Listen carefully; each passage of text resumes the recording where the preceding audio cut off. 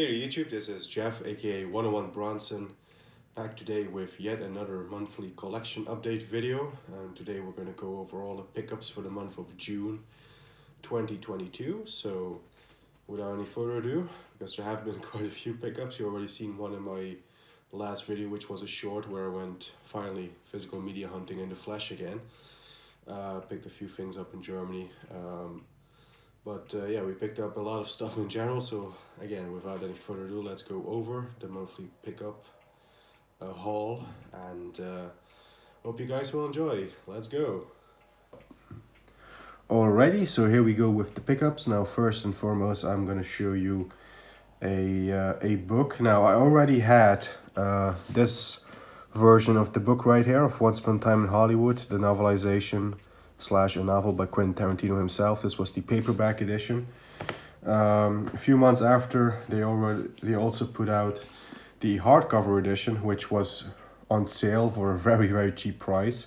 So I picked it up, and here it is, the hardcover edition. Now this is a proper cool retro sort of edition. Even has a dust jacket on the outer side. Which is a very cool touch. Now it's the same book, but as the packaging here or the cover here says, this is the deluxe edition, featuring new photos and bonus material, including a full-length script of the show Bounty Law of one of the episodes, which is a cool read. The book itself is the same. Here we go with some pictures. Now in the middle of the book I will include these stills from the film, which I think are never before seen stills. Even here showing what Tim Roth's cut part would have been. Tim Roth was supposed to be in the film, but ultimately in the film he was cut. So that's cool, and there's a bunch of more stuff in there, including the posters from the films that Rick Dalton does when he is in Italy. Let's see if I can quickly find it. I think these are some lobby cards from some of his films. TV episode guide, Bounty Law stuff. Here we go. Here's the posters for his westerns. Comanche Uprising, which they took this from the Navajo Joe poster. This fictional film apparently had Charles Bronson in it, so kudos. 101 Bronson has another Bronson item, sort of. So these are posters and lobby cards and stuff for the fake films that DiCaprio's character did in the film. Here's his first spaghetti western, directed by Sergio Corbucci in this universe, Nebraska Jim. And this is I find very interesting because I didn't pay this close attention in the film, but the people in there are all people the names are recognized from spaghetti westerns. Frank Wolf. Okay, this is the only one I don't recognize, to be honest, but we do have Aldo Sambra, Luigi Pistilli, Eduardo Fajardo, Gino Pernice, Sal Borghese, all names, like I said, that I recognize. Here's a second spaghetti western with Jim Caan, or Joseph Caan in it. Kill Him Quickly, Ringo, Set the Gringo, I think is the translation. Again, names that I recognize. Calvin Jackson Paget, the director, which is a pseudonym. Here's a spy flick, Operazione Dynamite, directed by Antonio Margheriti, which was a famous Italian director, or a known Italian director, I should say. Don't know if he's world famous, but he certainly is a recognizable name for me anyway. Again, same with some of the people in there. And this is what I found even more interesting, and we're going to get to this in a second. But just remember the artwork here, and that this is with telly savalas. This is red skin, which is based on the book The Only Good Indian is a Dead Indian. I don't know if that's a real book. And then you have a Bounty Law strip book from Mad Magazine. It's a very cool edition. I love this edition of the book. This will probably definitely be my sort of copy of the book that I keep for safekeeping. I'll probably not read this version except for some of the extras in it. I think my reading copy will be this, because I know that this one might be worth something someday. So yeah, Quentin Tarantino, man, I love the movie and I love the book. Dare I say, I think the book is even in some parts better, because it goes more in depth, obviously, about certain things. But it's close because the movie is so fantastic as well. Anyway, let's move over to some other pickups. We have a soundtrack before we move over to the movies. This is the soundtrack, of course, from the James Bond film Thunderball, 007 outing starring Sean Connery, music by John Barry. This is a great soundtrack. Sort of hard to track this one down. I was able to find a copy for a decent price. I did not have this Bond soundtrack in my collection yet. I have also tracked down the From Russia with Love soundtrack, which I didn't own before, and I will get that very soon. I didn't get it in time for this update, but that will be part of the next month's update. But yeah, I'm starting to sort of finalize my Bond CD soundtrack collection, picking up the ones, or trying to pick up the ones I don't have, because obviously there's one more part of my collecting Bond series left, and that is based on the soundtracks, and I want to get a as complete as collection of soundtracks, if that makes sense. Anyway, moving over to the movies, we have a spaghetti western in our collection. This is a Blue Underground DVD of the film Menage, A Man Called Blade, starring Italian genre hero of Euro crime films. This is only spaghetti western. This is Maurizio Merli. This is directed by Sergio Martino, who's more known for the Giallos, and this is one of the sort of later westerns. This is from 1977, later spaghetti westerns. By this point, the genre was faded out, and at the end, they try to sort of resurrect it with some late entries like Kioma, Menage, California, Silver Saddle. Those were all good entries. Those were really memorable westerns, especially for the late period. But alas, it did not save the spaghetti western genre, but still a great film. And I have to give shout out to my buddy Mike, aka Dake Films, aka Mike's DVD and Blu-ray collection.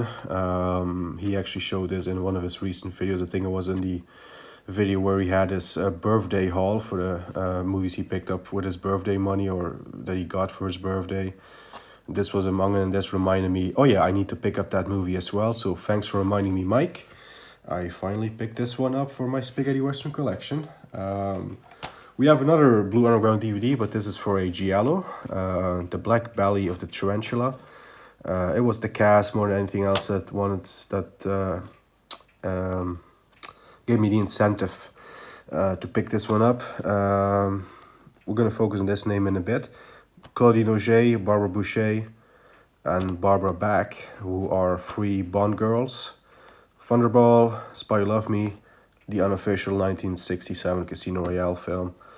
And there's another Bond connection, and we're going to get to this name, Giancarlo Gianni. He was in the 2006 Casino Royale film as Rene Memphis. So this is a Giallo with people who either were already in Bond films or would be in Bond films.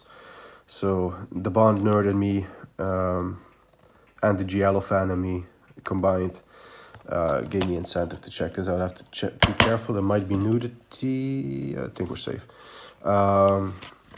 Very strong Giallo. I wouldn't agree with Horror View here and say it's the best Giallo ever made, but definitely a strong one, and a great score by the maestro Ennio Morricone. There he is right there. Certainly one of his better scores for the Giallos so far, I must say.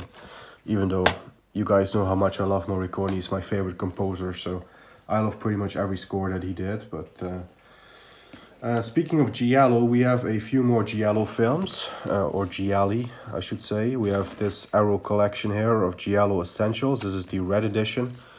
I picked this one up because all three films in here I don't have yet. And the other Giallo editions that they're doing, I already own the single edition of the film. So this is a cool little thing. This includes The Fifth Court with Franco Nero, The Possessed, and The Pajama Girl case.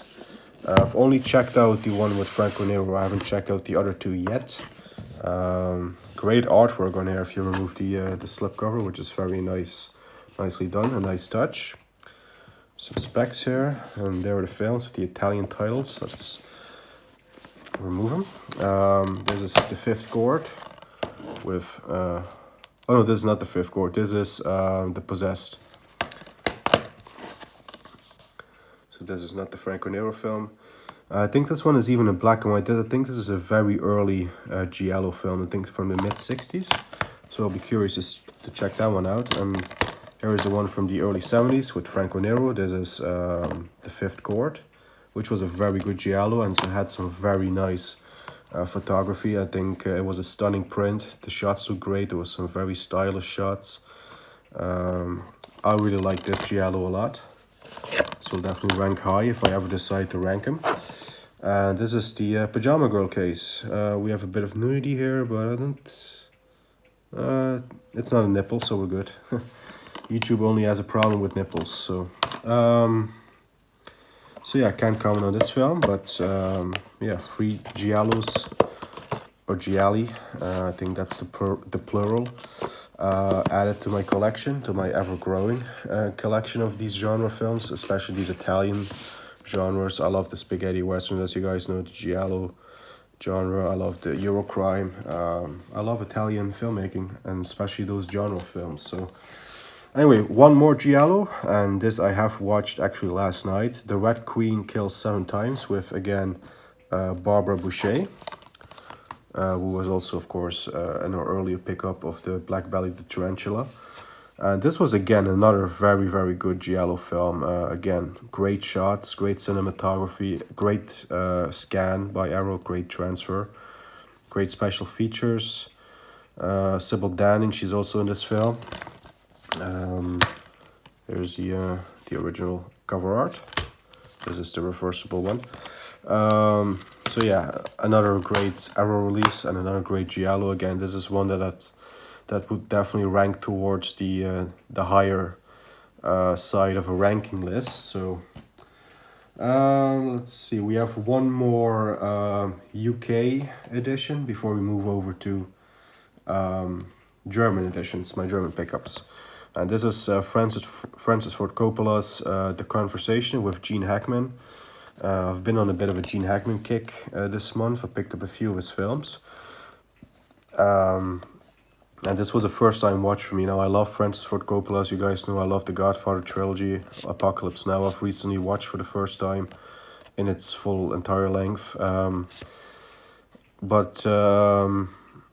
Yeah, this one always sort of skipped me by. I think it skipped a lot of people by. It sort of flew under the radar because this was jammed in between Godfather 1 and 2. I think it's even from the same year as Godfather 2, yeah, 1974. But a great film, great sort of conspiracy, paranoia thriller. Gene Hackman, John Cazale, the late great John Cazale, delivers another great performance in this film. Also Harrison Ford in what I assume is one of his earliest roles. Definitely before he worked with Spielberg and Lucas and stuff like that. But yeah, The Conversation, it's a very good edition here by Studio Canal, slipcover. Has some special features on it, as you guys would have seen, but also has a little booklet. But yeah, great film. Glad I finally checked it out, and glad to have it in my collection. Now moving over to my German pickups. You would have seen this one in the short video I did before this one. But this is the French Connection. This is a upgrade. I do own the DVD of this one, which I can get rid of now. But this was a much overdue upgrade, because it is one of my favorites, The French Connection. It is a fantastic film, and this one is loaded with special features that I haven't even checked out yet, but I definitely will, because there are a lot: making ofs, interviews, audio commentaries, stuff like that. So yeah, The French Connection, the 1971 masterpiece by William Friedkin. Great film. And now we have a few more Gene Hackman films. This is Uncommon Valor, which was a first time watch. This is from director Ted Kotcheff, who directed First Blood. This is pretty much the prototype of like the 80s action films of soldiers returning to Vietnam, freeing POWs and stuff like that. Think of your Missing in Actions and Rambo First Blood Part 2. This film actually precedes both those films. And it's a great one. I think it's a very underrated film. I think not a lot of people talk about this one, but I think more people should check this film out because it is a very, very good one. I really was entertained all the way through. It had heart to it, uh, sort of an emotional ending. But yeah, I really like this film, Uncommon Valor, from 1982. 1983, sorry, 1983. So again, preceding Missing in Action and Rambo 2. Another Gene Hackman pickup, also with Tommy Lee Jones. This is Andrew Davis directed The Package. Andrew Davis, director of The Fugitive, Under Siege, Above the Law, aka Nico, and also he did Code of Silence with Chuck Norris. Again, I think this is a pretty underrated film. This was really, really good, actually. I really enjoyed it. I wanted Tommy Lee Jones to have a bit more to do. I think that would be my gripe with it. He is not in the film enough. But it is a very, very good Gene Hackman performance. And yeah, it's a good little thriller, slash action film, which I did enjoy. So I do recommend The Package. Also with my blaxploitation queen Pam Grier in it for a small sort of cameo role. She's not in that much, but of course she was also in Above the Law with Steven Seagal, directed by Andrew Davis. But anyway, this is another one you would have seen in the previous video. This is The Quick and the Dead. Also with, there is again Gene Hackman, but starring Sharon Stone, Russell Crowe, Leonardo DiCaprio, and Hackman. Great ensemble cast. Also, you got Lance Henriksen in this one. Gary Sinise. I can never pronounce it, but I think you guys know who he is. Pat Hingle, who was in a few Clint Eastwood films, and also the original Commissioner Gordon in the '89 Batman film. Great score by Alan Silvestri, really reminiscent of Ennio Morricone's spaghetti western scores. At least that's what I thought. And it's a very good movie. I really enjoyed this one. Watched this once many, many years ago. Remembered bits of it. On the rewatch here, really, really enjoyed it again. So, and I actually forgot that Sharon Stone got naked in this film. I think there's two versions of the film. I think the US version doesn't have her little nude scene, but this version definitely had everything. So it was another film where I got to see Sharon Stone's fun parts, I guess. Moving on quickly before we... this is a film I actually thought about a lot of picking up after the sudden and shocking passing of Ray Liotta. And my buddy Carlos, Eastwood for Life fan, along with some other YouTubers, have pointed this movie out as being one of Kurt Russell's, being one of Ray Liotta's best films, one of his best performances. This is crap. I forgot the English title at the moment. Shit, it only says the German version. Fuck, what was it?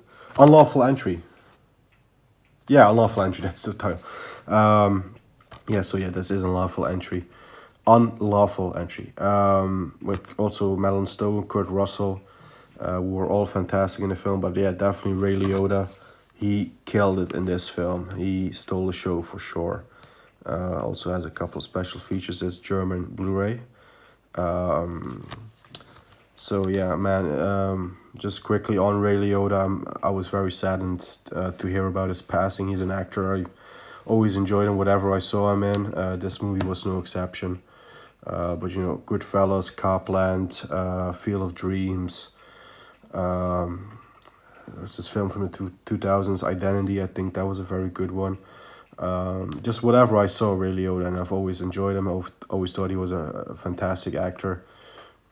And he seemed like a very cool guy in real life, you know, very sort of humble, down-to-earth kind of guy. It's a shame that he passed away so suddenly and quite young. I think he was in his mid-60s, something like that, maybe up to his 70s. I forget, but he wasn't all too old. But yeah, very sad news of Ray Liotta, but he will definitely live on through the memory of his filmography right here. This is one part of his filmography, but yeah, rest in peace, Ray Liotta. He will be missed for sure. Same with the actor of these two films. Picked up two Sean Connery films. This one is a upgrade for my collection. Outland on Blu-ray, German Blu-ray again. Previously had this on DVD, which I can get rid of now. Very good transfer on this one. Was very impressed with it. Looked much better than DVD. And it's one of Sean's better films that he did outside of the Bond film. So I really enjoyed this film. And I'm gonna stop my Sean Connery impression before I'll set a lot of people off watching this video to do their own again, because I know it's a impression that pretty much everybody does. But Outland is a great film. I really enjoyed it. And this one here, I have watched once before but never owned it. So I picked this one up also from Germany. This is Just Cause with Sean Connery, Sir Sean Connery, and Lawrence Fishburne in it. Also with Kate Capshaw, Ed Harris is in it. Ed Harris has a great part. Very, very good sort of mystery thriller investigation sort of movie in which Sean Connery is tasked into looking into a case. Damn, that's a lot of. He looks into a case of a African American male who got arrested and by all accounts appears to be innocent and appears to be a victim of police brutality and stuff like that. In the confession that he did a terrible crime, I think it was killing a girl or something like that. That was a forced confession, that was sort of beaten out of him. So Sean Connery's investigating that, but there are some twists along the way. I think this is a very, very good movie, very underrated. And yeah, definitely a worthy addition for my Sean Connery collection. Next up, two more pickups, which you have seen in my previous short video. This is a telly savalas Western, also a George Maharis Land Raiders.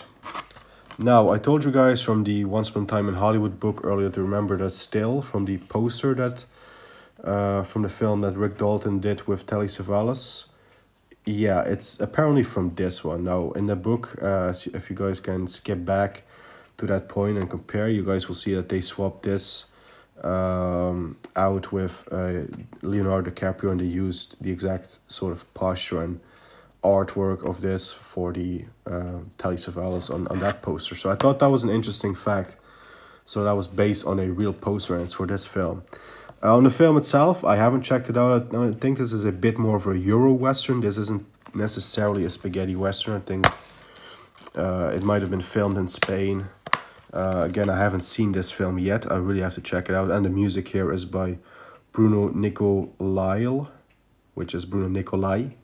It should miss the L actually, but the famous Italian composer of spaghetti Western music.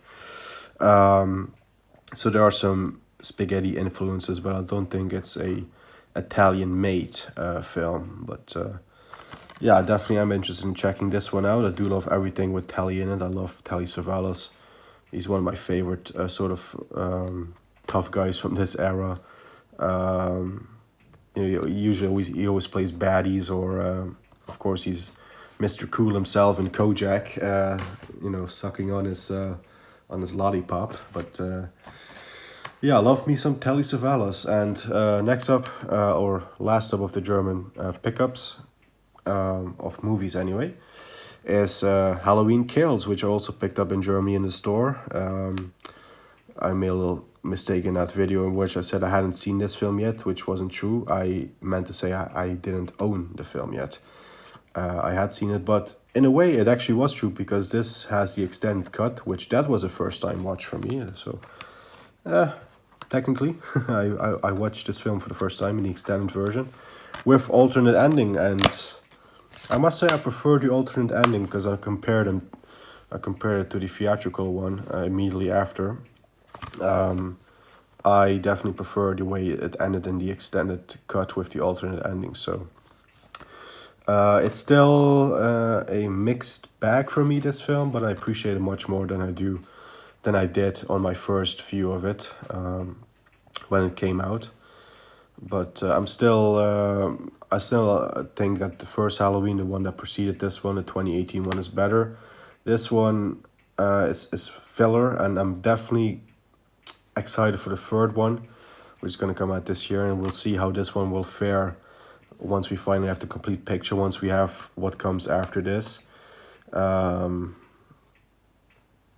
But yeah, I mean, I'm mixed on it, but I still would give this film a 3 stars out of 5, maybe 3.5 because of the extended cut, the brutal, damn, what's wrong with me today? The brutality of the kills were even more brutal in the extended cut, and of course the alternate ending, like I said, I think is a improvement on the original ending, or is better anyway than the original ending. But yeah, moving on to our last pickup, which is a TV show. And I think I need to move the camera up for this one. There we go. It is the complete series of Dexter, which this is so big I can't even get it into frame properly. But it is the German Blu-ray box set of the complete show, the complete 8 seasons, the first 8 seasons of Dexter. So this does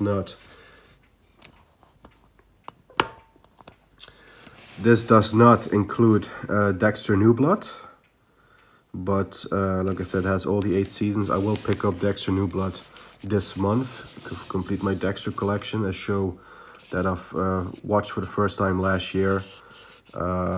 Big recommendation from my buddy Carlos, Eastwood for Life fan. He recommended the show to me, and it was a excellent recommendation because I fell in love with this show. Despite its flaws towards the later seasons, I like pretty much every season of Dexter. I really am a fan of the show now. As a matter of fact, I would consider myself a diehard fan at this point because I've been watching so many videos on the show and interviews and stuff, and also sort of getting into the lore of everything. It's a great show, despite, like I said, some flaws in the later seasons. But yeah, Dexter, the complete series, 8 seasons of the original run, and like I said, we're still yet to pick up Dexter New Blood, which is the most recent series, which is made because people were pissed off about season 8. And now people are even more pissed off about the new season. So yeah, we'll talk about that maybe at some other point. But yeah, like I said, Dexter the show here. I love this show. Great show about Dexter Morgan, the serial killer working for Miami Metro Homicide as a blood spatter analyst. Played expertly by Michael C. Hall. Michael C. Hall is fantastic in the role. He kills it.